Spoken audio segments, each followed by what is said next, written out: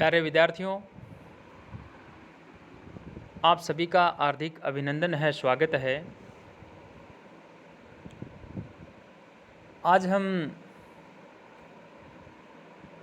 नाट्य शास्त्र का जो द्वितीय अध्याय है उसका हम अध्ययन करेंगे। और उसमें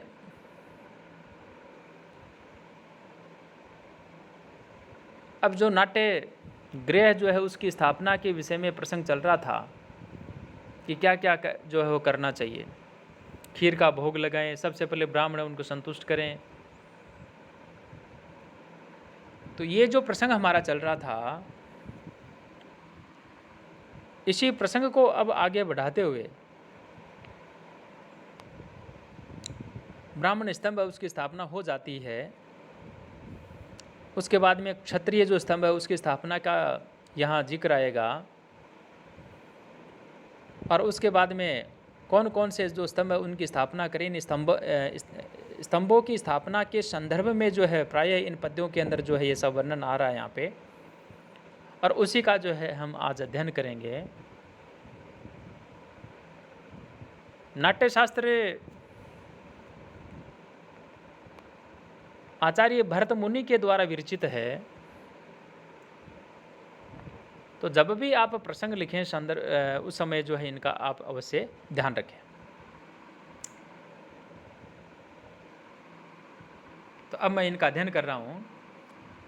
ततस्य क्षत्रिये स्तंभे वस्त्रमाल्यानुलेपनम सर्वरक्तं प्रदातव्यं द्विजेभ्यस्य गुडोदनं वैश्यस्य स्तंभे विधिः कार्यो दिग्भागे पश्चिमोत्तरे सर्वपीतं प्रदातव्यं द्विजेभ्यश्च धृतोदनं शूद्रस्तंभे विधिः कार्यं सम्यक् पूर्वोत्तराश्रये नीलप्रायं प्रयत्नेन कृशरा च द्विजासनम।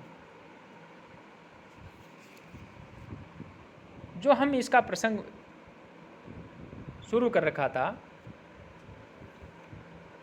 कि सर्वप्रथम ब्राह्मण जो स्तंभ है उसकी स्थापना की जानी चाहिए, और इसका घी और सरसों से संस्कार होता है। उसकी पूजा और सजावट की पूरी विधि जो है वो श्वेत वर्ण की होनी चाहिए।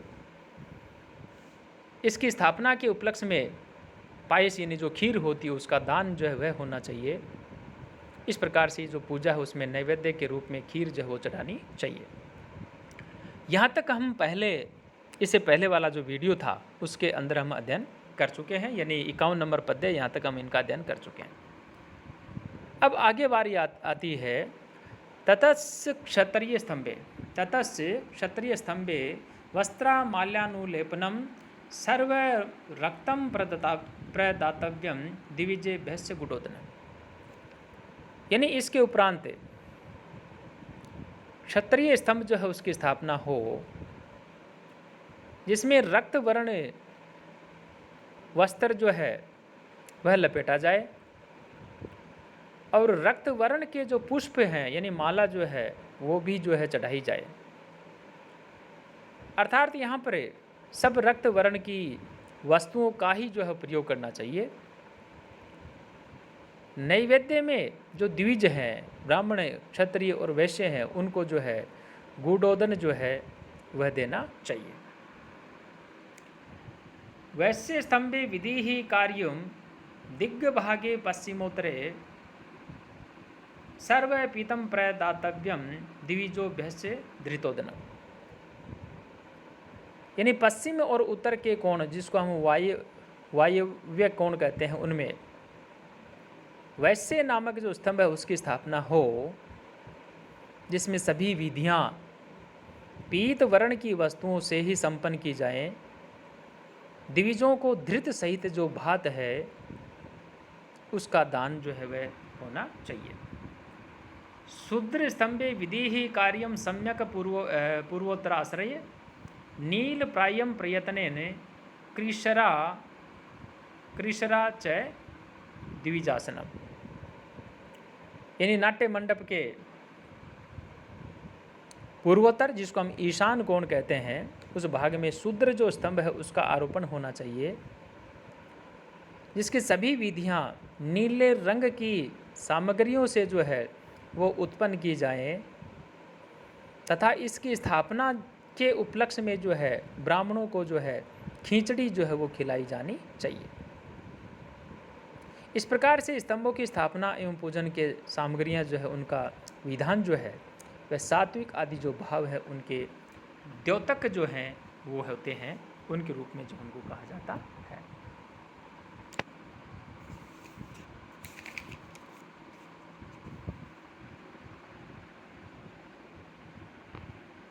आगे पूर्वोक्त ब्राह्मणे स्तंभे, पूर्वोक्त ब्राह्मणे स्तंभे शुक्ल माल्यानुलेपने निक्षिपेत कनकम मूल्य कर्णाभरणम संसर्यत। यानी जो हमारा प्रसंग चल रहा है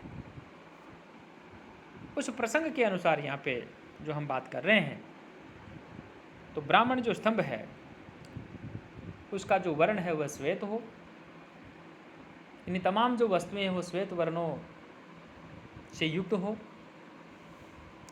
और श्वेत वर्ण की वस्तुओं से उसकी पूजा होती है, और इसके आधार पर सुवर्ण खंड जो है वह डालना चाहिए। सोने का टुकड़ा जिसको हम कहते हैं वो उसके अंदर जो है डालना चाहिए।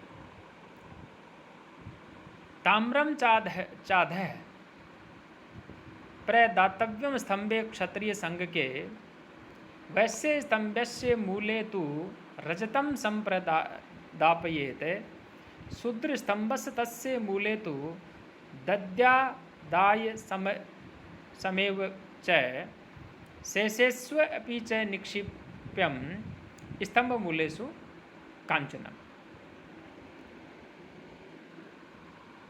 जो प्रसंग हमारा चला कि ताम्रम च अधः, यानी इसी प्रकार से जो क्षत्रिय संज्ञक है उनके स्तंभ के मूल में जो है तांबा जो है वह, और वैसे संज्ञक जो स्तंभ है वैसे स्तंभ से मूले तु रजतम, वैसे संज्ञक स्तंभ के मूल में जो है चांदी, और शूद्र स्तंभ के मूल में जो है लोहा, तथा सभी स्तंभों में जो है सोना छोड़ना चाहिए। थोड़ा थोड़ा सोना, जिसके सोने को मारवाड़ी में जिसको सोने के धांस कहते हैं, हल्का सा सोना जो है उसमें डालना चाहिए। स्वस्ति पुण्या है घोषेण जय शब्देन चैव ही स्तंभानाम स्थापनम कार्यम पुष्पमाला पुरस्कृतम।